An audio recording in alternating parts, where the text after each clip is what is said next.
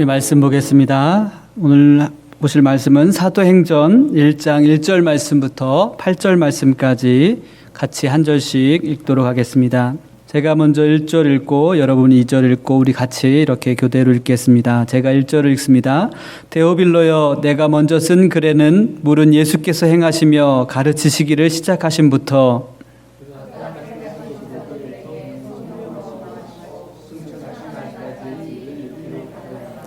그가 고난받으신 후에 또한 그들에게 확실한 많은 증거로 친히 살아계심을 나타내사 40일 동안 그들에게 보이시며 하나님 나라의 일을 말씀하시느니라.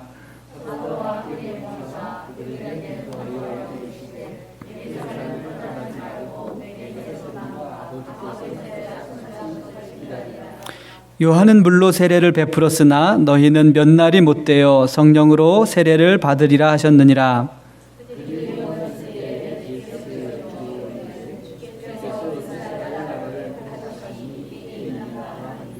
이르시되 때와 시기는 아버지께서 자기의 권한에 두셨으니 너희가 알 바 아니요. 같이 읽습니다. 오직 성령이 너희에게 임하시면 너희가 권능을 받고 예루살렘과 온 유다와 사마리아와 땅끝까지 이르러 내 증인이 되리라 하시니라. 아멘. 나에게 주신 선물 기다림이라는 제목으로 전익범 목사님 말씀 전해 주시겠습니다. 한 번 더 기도하죠. 아버지 하나님, 부족한 종이 오늘 말씀을 내어납니다.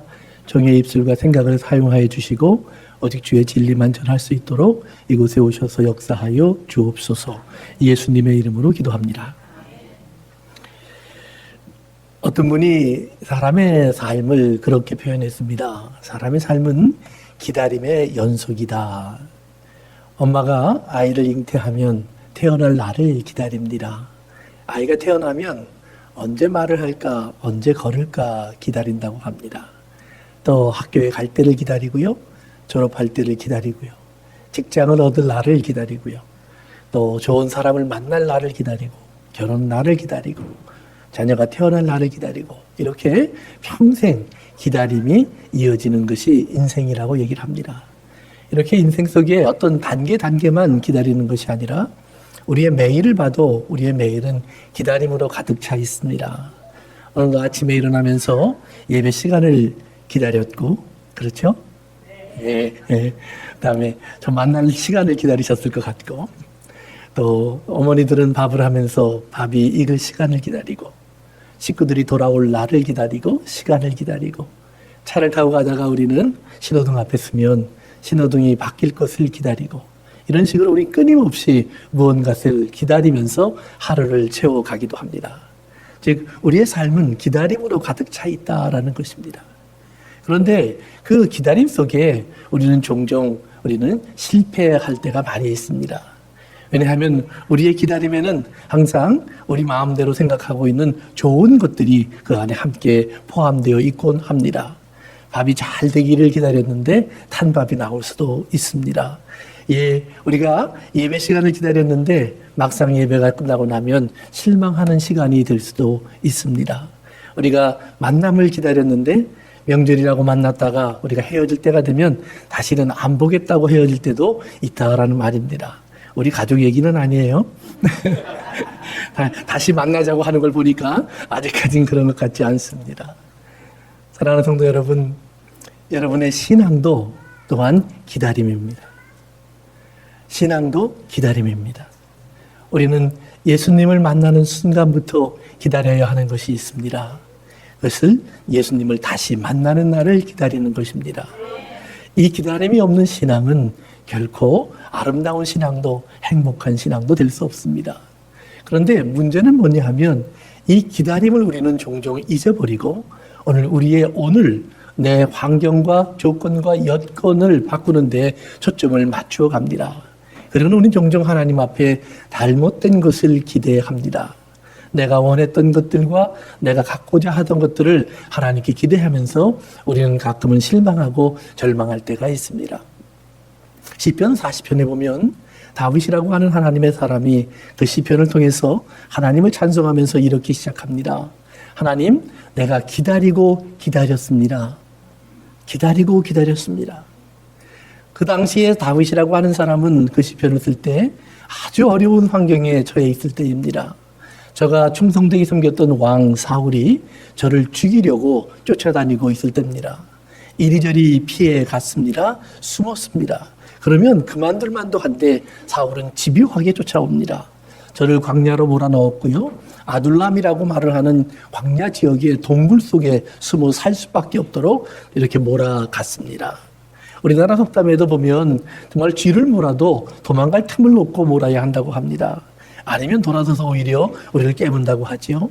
그런데 사울은 정말 다윗을 집요하게 괴롭혔습니다. 그때 다윗이 그러한 환경 속에서 하나님을 향해 고개를 돌립니다. 하나님, 나는 기다리고 기다립니다. 하나님의 구원을 기다립니다. 하나님의 도우심을 기다립니다.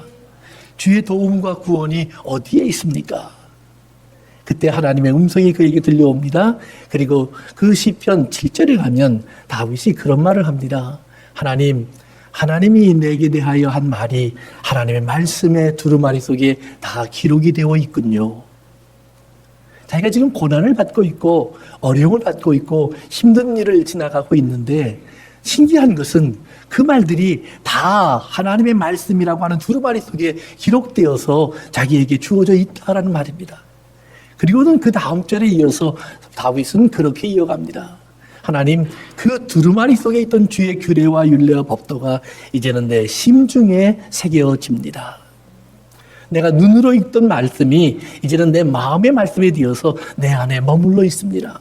하나님, 이것이 하나님의 말씀일진데 내가 하나님 앞에 하나님을 기쁘시게 할 수 있다고 생각했던 제사를 드릴 수는 없고, 내가 하나님 앞에 지금 이런 환경 속에서 정말 많은 것으로 하나님께 예배 드릴 수는 없지만, 하나님, 나는 하나님의 이 말씀을 내 마음에 품고 실망하지 않겠습니다. 그때 하나님이 그에게 한 말씀을 들려주십니다. 다윗아, 너 내가 원하는 게 뭔 줄 아니? 나는 제사를 원하지 않아. 나는 번제도 원하지 않아. 나는 많은 재물을 원하지도 않아. 내가 기뻐하는 것은 제사나 재물이 아니라 너야 라는 말입니다. 다윗이 이 말을 들으면서 하나님 앞에 찬송하기 시작합니다.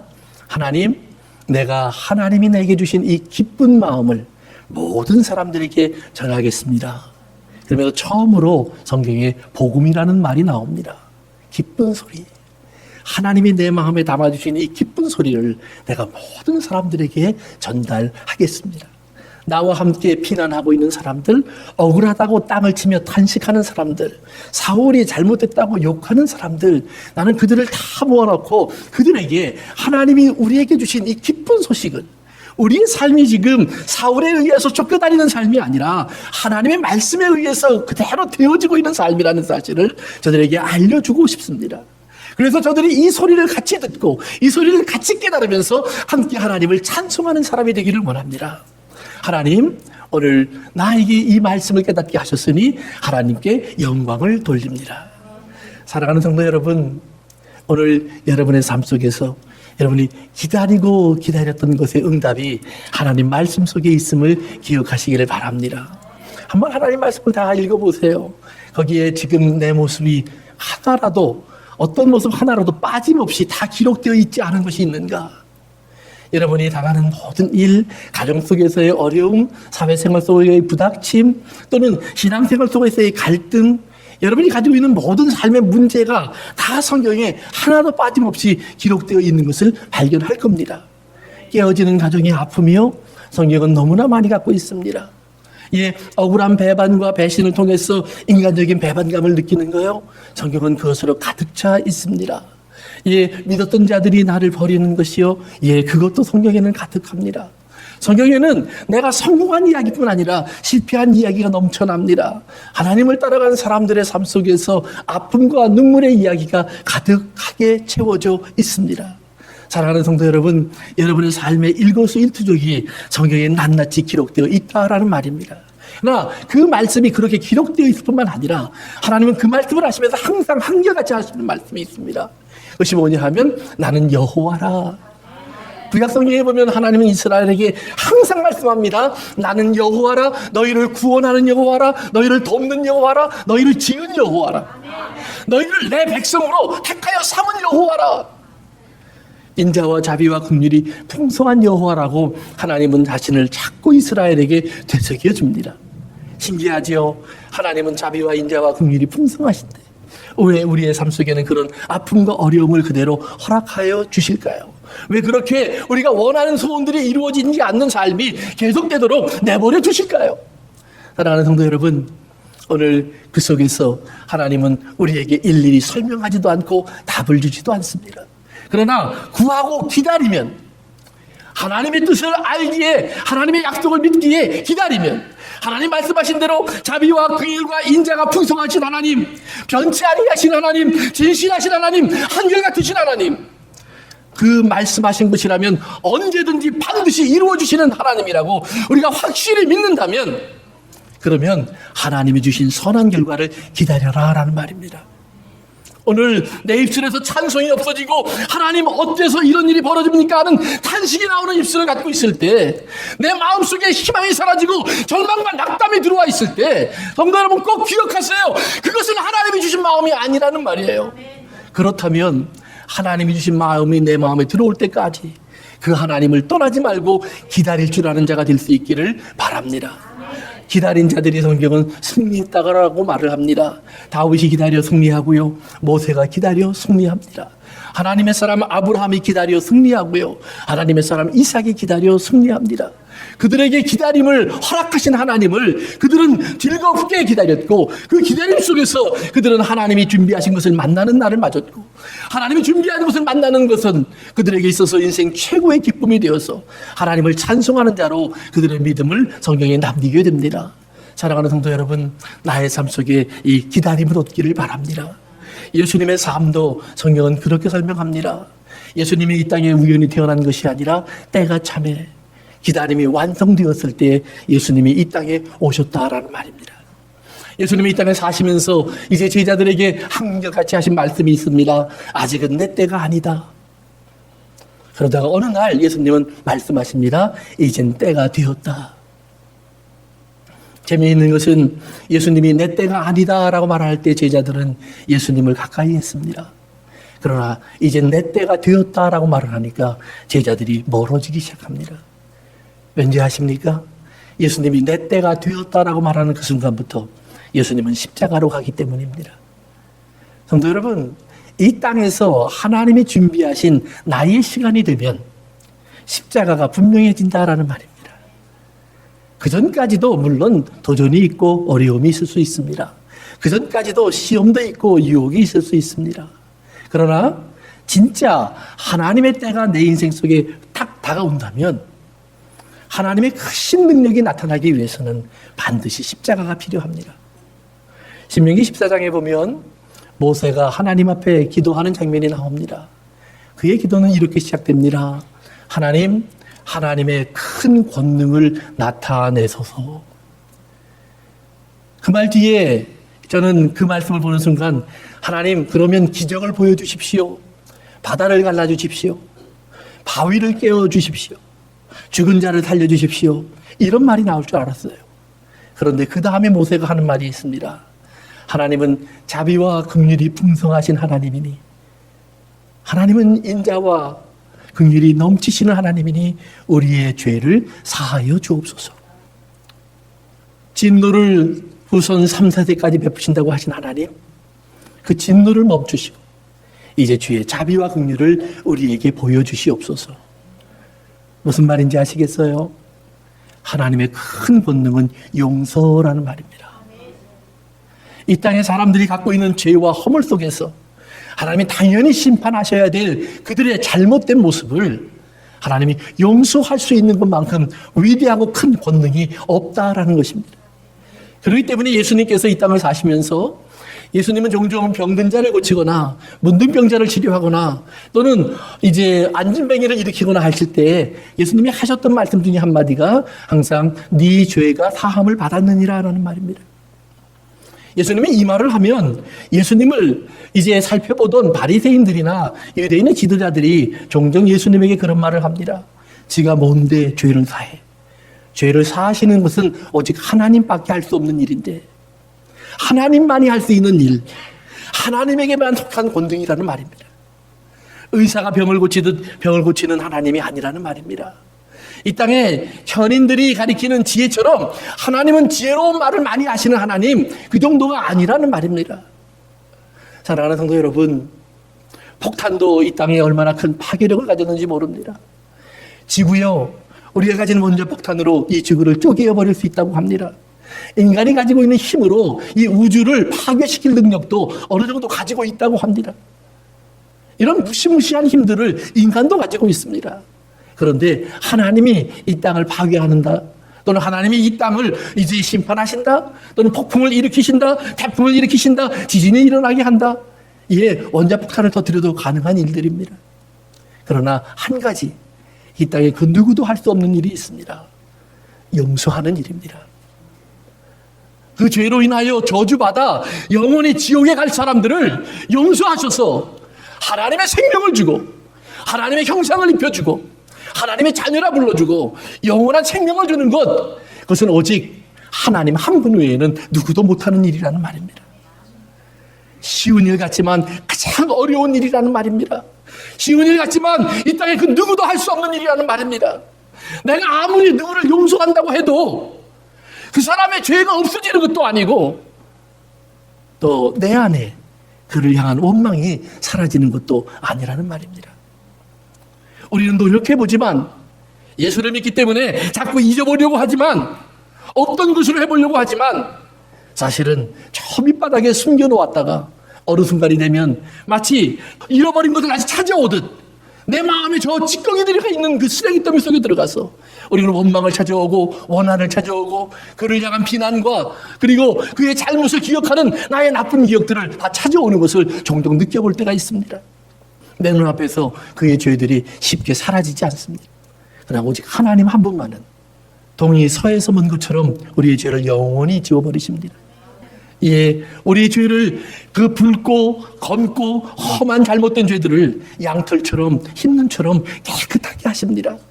하늘과 땅이 먼 것처럼 다시는 기억되지 않는 사람으로 죄를 기억하지 않는 하나님이 되어주신다라는 사실을 꼭 기억하시기를 바랍니다. 사랑하는 성도 여러분, 죄를 용서하는 것 이상 큰 일은 없습니다. 인생 속에서 죄가 용서되지 못하는 인생처럼 불행한 인생도 없고, 죄가 용서받은 인생처럼 행복한 인생도 그러기 때문에 없는 겁니다. 용서받지 못한 인생은 여러분이 어떤 생활을 살았느냐에 상관없이 지옥이 기다립니다.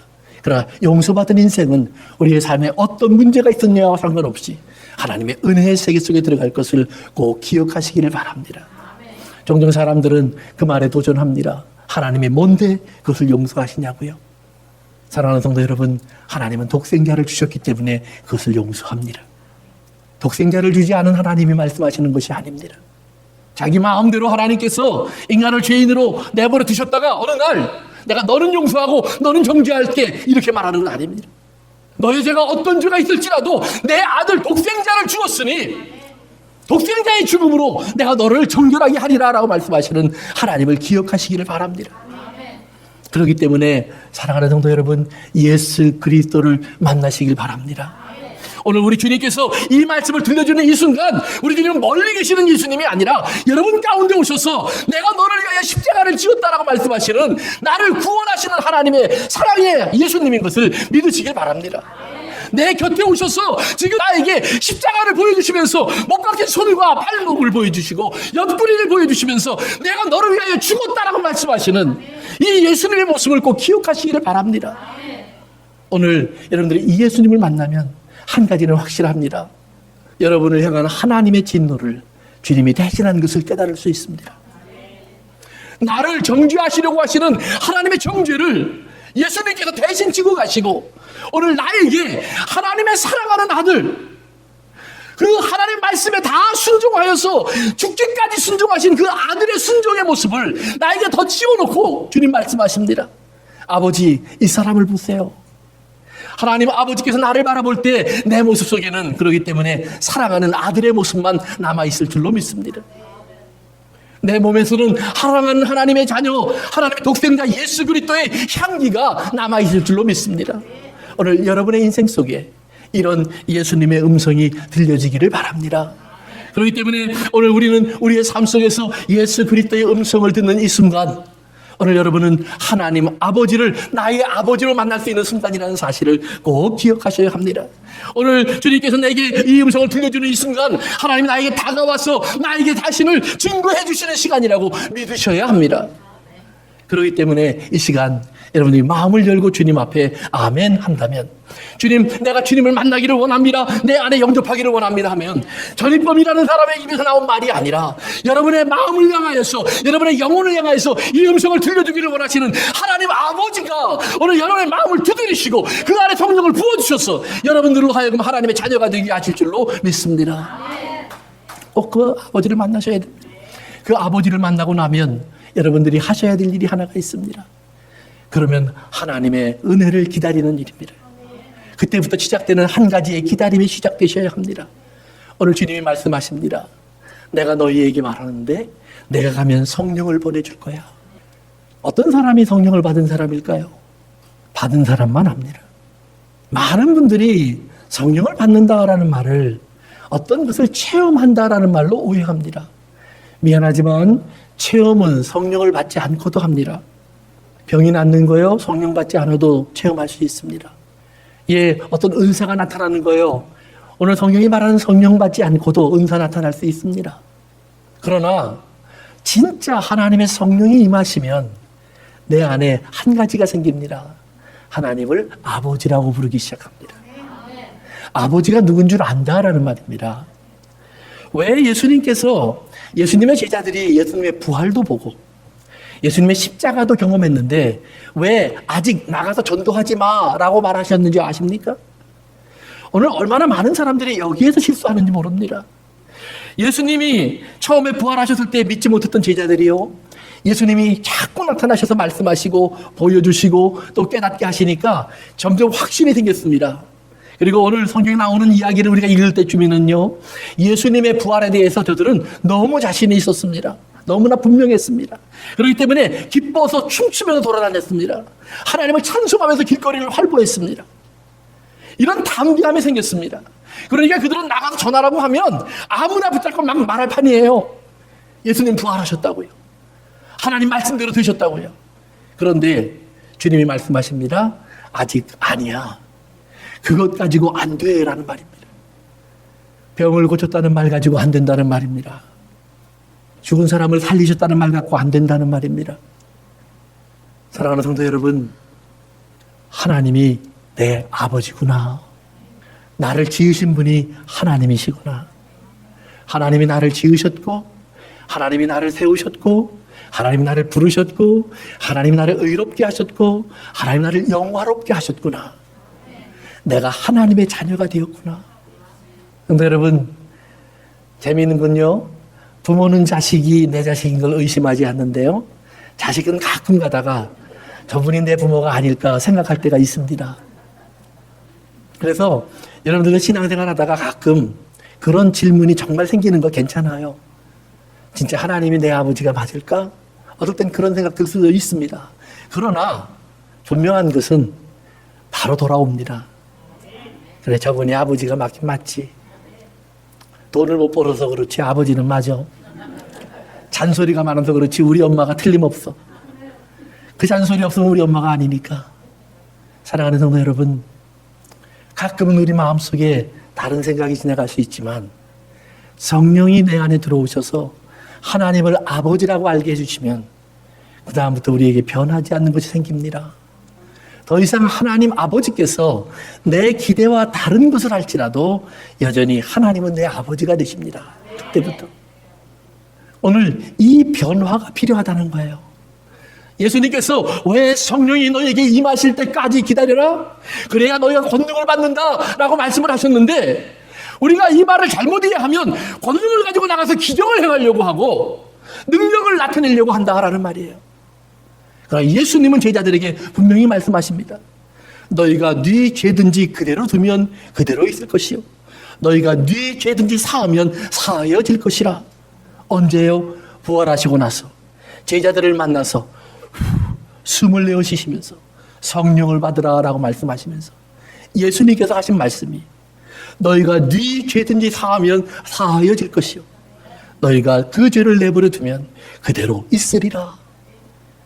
사랑하는 성도 여러분, 오늘 우리의 마음속에 누구의 죄를 향해서 용서하기를 원하십니까? 아니면 그대로 두기를 원하십니까? 용서하기를 원하신다면 십자가의 사랑을 하는 겁니다. 나를 구원하신 하나님의 사랑을 하는 겁니다. 나를 자녀 삼으신 하나님 아버지를 하는 겁니다.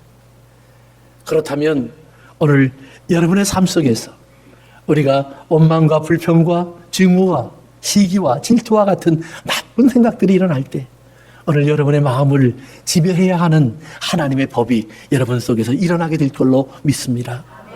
오늘 나를 그렇게 버려두는 것이 아니라 이런 내 마음속에 다시 들어와서 하나님의 참된 복음이 나를 지배하는 사람으로 바꿔줄 줄로 믿습니다.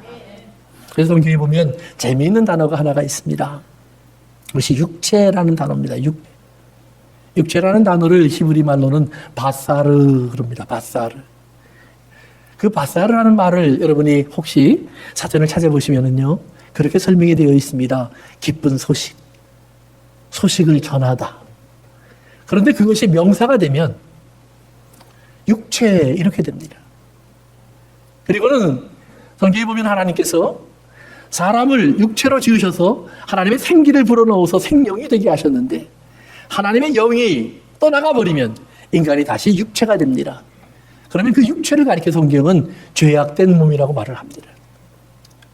이 죄악된 몸, 하나님의 영이 없으면 죄밖에 되지 않는 몸, 정욕과 탐욕의 육체가 신기한 것은 하나님의 말씀이 우리 안에 들어와 하나님의 성령으로 내 안에 거하시면서 하나님을 내가 아버지로 알게 되면 그때부터 내 육체는 기쁜 소식을 전하는 도구가 됩니다. 즉 육체는 하나님의 계획 속에서 기쁜 소식을 위하여 창조된 것이라는 말씀입니다. 예수님께서 그러기 때문에 이 땅에 육체로 오셨을 때 말씀이 육신이 되어 우리 가운데 거하시니 그 안에는 은혜와 진리가 가득하더라. 예수님의 입에서는 오직 복음만 나왔고 예수님의 입에서는 오직 진리만 나왔고 예수님의 입에서는 오직 하나님의 정의와 의리 그리고 하나님의 공평과 하나님의 자비와 긍휼의 복음만 전파된 것을 우리가 알고 있습니다. 사랑하는 성도 여러분, 오늘 하나님의 자녀되었다는 사실이 내 육체 안에 들어와 하나님의 진리로 내 마음속에 새겨지면 오늘 우리의 입술에서는 내 육체의 정욕대로 말을 하려고 하다가도 하나님의 사랑을 생각하면 내 말이 바뀌어진다는 말입니다. 내 감정대로 말하려고 하다가도 하나님의 의의를 깨달으면 내가 겸손해진다라는 말입니다. 내 주장대로 하지 않는 사람이 되어진다라는 말입니다. 사랑하는 성도 여러분, 오늘 여러분의 삶 속에서 이 성령을 꼭 받으시기를 바랍니다. 어떻게 하면 성령을 받을까요? 그러면 예수님이 나의 구주가 되심을 내가 믿고 예수님이 부활하셨다는 사실을 내가 깨닫게 하신 하나님의 모습을 우리가 알게 되었다면 하나님께서 약속하신 것을 이루실 것을 기다리는 믿음도 주어진다는 말입니다. 이것이 없이는 기다리지 못합니다. 이스라엘 사람들이요, 성경에 보면 모세를 따라 나왔다가 하나님의 산에 도착합니다. 그리고 하나님의 산에서 하나님이 모세를 불러 올리시니까요, 이스라엘 사람들이 모세를 기다립니다. 그런데 몇 날이 못 되어서 저들은 이렇게 말을 합니다. 하나님의 사람 모세는 어떻게 되었는 줄 모른다. 오지 않으니까, 나타나지 않으니까. 그리고는 우리가 생각하는 하나님을 만들어 달라라고 요구를 합니다. 그리고 우상을 만들어냅니다. 황금으로 된 우상. 상징하는 바가 큰 겁니다. 하나님을 만드는데, 자기들이 원하는 신을 만드는데 황금으로 된 것. 어쩌면 오늘 우리도 그런 황금 십자가, 황금 멸류관, 황금 상장, 황금 보상, 황금 축복 이런 것들을 원하는지 모릅니다. 그렇다면 우리는 이미 황금 송아지를 만들었던 이스라엘과 다를 바가 없습니다. 모세가 다시 내려왔을 때 그가 내려온 것은 오직 하나만 들고 내려옵니다. 하나님의 말씀. 성도 여러분, 하나님의 말씀을 기다리십시오. 하나님의 약속을 기다리십시오. 하나님의 말씀이 내 안에 들어와서 내 안에 무엇을 새겨놓는가를 좀 기다려 보십시오. 두루마리 책에 써있던 하나님의 말씀이, 예수님의 입에서 나왔던 하나님의 말씀이, 목사가 설교단에서 하던 말이 이제는 내 가슴에 들어와 하나님의 손가락으로 내 가슴에 써놓는 하나님의 말씀이 무엇인가를 좀 기다려 보십시오. 하나님이 새겨주기를 기다리세요. 잊을 수 없는 말씀을 새겨주기를 기다리세요. 그리고 간절히 사모하세요. 그러면 그 말이 내 가슴속에 분명히 새겨질 겁니다. 나는 너를 사랑하는 여호와라. 너는 나의 사랑을 입은 자녀라. 사랑하는 성도 여러분, 하나님이 주신 인생의 최고의 선물은 그러기에 그 성령님이 오실 수 있도록 기다릴 수 있는 믿음을 허락해 주시는 것입니다. 예수님의 십자가와 부활이 없으면 그 믿음은 우리에게 주어지지 않습니다. 그 진리가 없으면 우리는 기다릴래야 기다릴 수 없습니다. 왜냐하면 황금으로 바꿀 수밖에 없는 것이 우리의 육체의 욕망이기 때문입니다.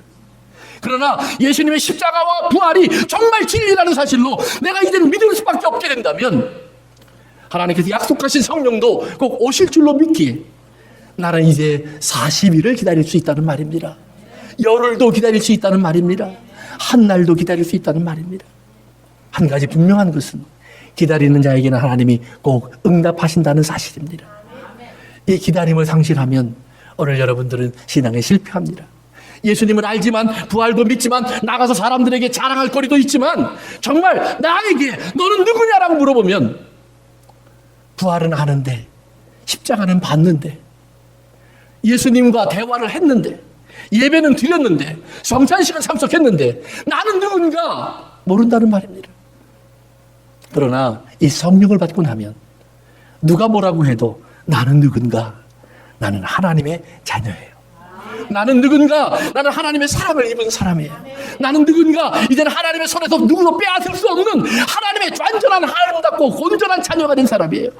오늘 여러분들을 사랑하시는 하나님의 이 귀한 약속을 믿고 오늘 하나님을 기다릴 수 있는, 주님의 약속을 기다릴 수 있는 이 기다림의 선물이 여러분의 가슴에 머물기를 주의 이름으로 축원합니다. 기도하겠습니다. 사랑하는 성도 여러분, 기다림은 어쩌면 우리 인생의 한 부분입니다. 그러나 하나님의 약속을 기다리는 것은 우리의 인생에 그저 들어와 있는 인생의 한 부분이 아닙니다. 주님의 약속이고 명령이고 그리고 우리 인생의 사망과 생명을 나누는 분수령입니다. 신앙을 그저 내가 보고 듣는 것으로 맞추면 되지 않습니다. 신앙은 반드시 내 가슴 속에 새겨져야 합니다. 지워질 수 없는 글자로 새겨져야 합니다. 하나님을 아바 아버지라 부를 수 있는 그 귀한 은혜로 바뀌어져야 합니다. 이 변화가 일어나지 않으면 우리는 아무것도 할 수 없습니다.